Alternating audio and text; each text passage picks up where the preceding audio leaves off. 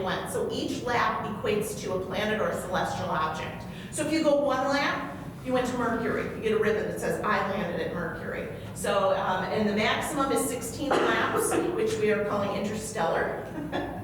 And these are our winners. He definitely went interstellar. And he was overjoyed that we give syrup to our top finisher, male and female. And he was just giddy. He was so excited. He said he loved this race. He heard about it from his running club. Never knew that we had an observatory. He is from out of county, but he was just like, oh, I would definitely come back here. This was fabulous. So we're reaching different people by helping the run. We're reaching the running community. So it's a great fun, great night, great afternoon. Next up is Holly Days. This is also a long-standing event named long before I came into the fold, but people like the connection. This used to be up here when this was the only building that we had. It moved to the Westwoods when the Westwoods opened, and then it took about a 10-year hiatus and came back in 2015. So I added Holly Nights to the Holly Days, and it's now Friday evening and Saturday, the first weekend of November. So we have a few outdoor vendors. We brought in some food trucks so you can kind of make an evening of it. And this is a fine juried nature-themed craft show. So everybody that we bring in, we jury them, we look at all their photos. It has to be inspired by nature or made by natural materials. So this is someone who carves gourds.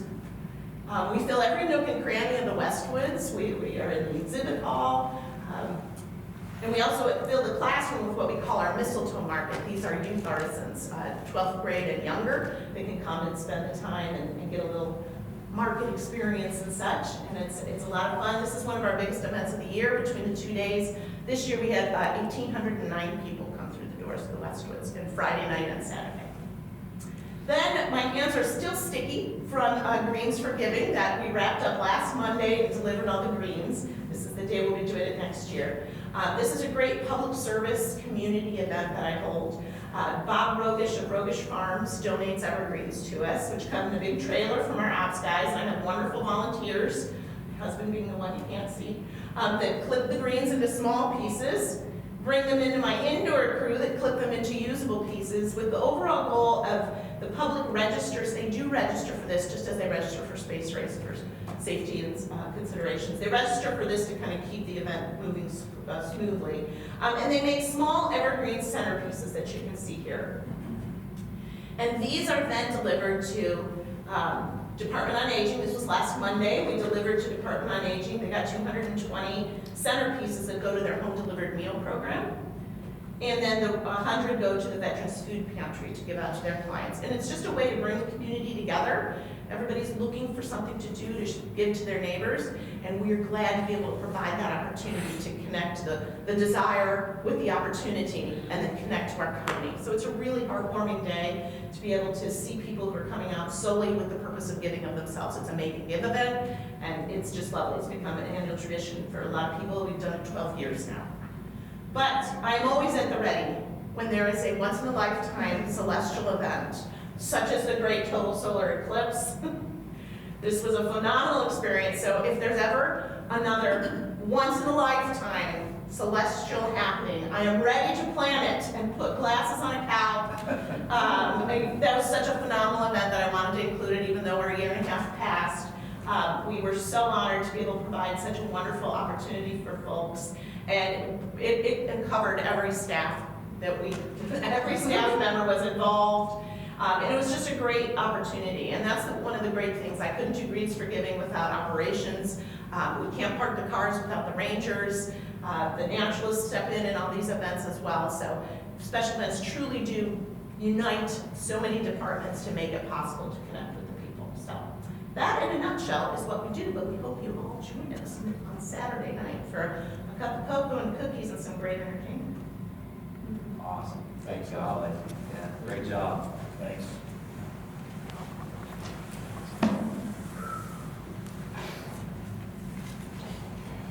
So yes, if you've never attended winter solstice, that is this Saturday. Sunday.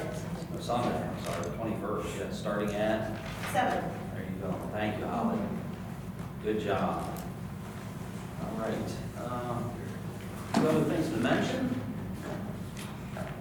Accomplishments and services provided to the public.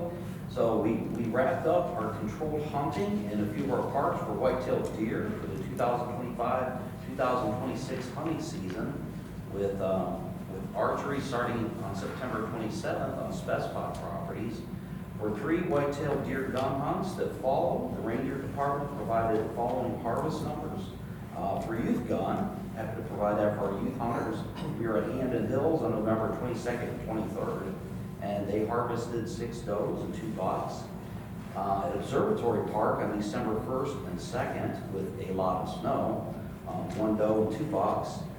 And back at the Westwoods for adult gun on December 4th and 5th, where the hunters harvested 11 does and 6 bucks. So this is open to all Jug County residents. It's a big hit with our Amish families, and we have a couple more upcoming hunts. Wind up the season, 1 more regular gun hunt here at Big Creek Park this Saturday, then a muzzleloader hunt on January 3rd at the Rookery.